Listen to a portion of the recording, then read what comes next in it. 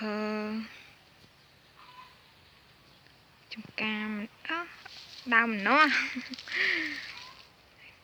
ដើមនោះចិត្តបានអីក្តាប់ហើយហើយក្តាប់ទូចតែក្តាប់វានៅទូច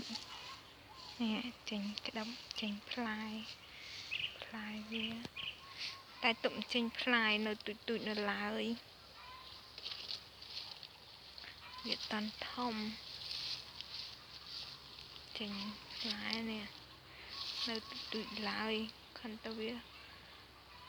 ចេញទាំងអស់នឹងឯងចេញគ្រប់ដើម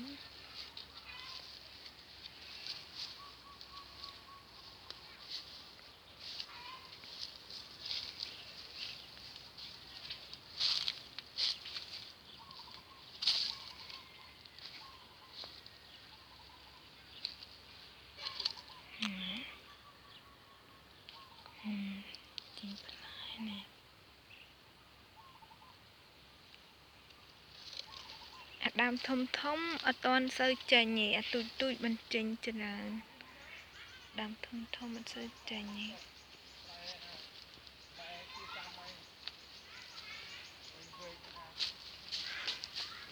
ផ្លែអស់ហើយហ្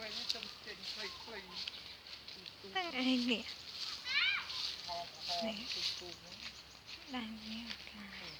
ប៉ុណ្្នឹងម៉ែថាវែងហ្នឹងប៉ុណ្្នឹងឯងប៉ុណ្្នឹងមានផ្លែ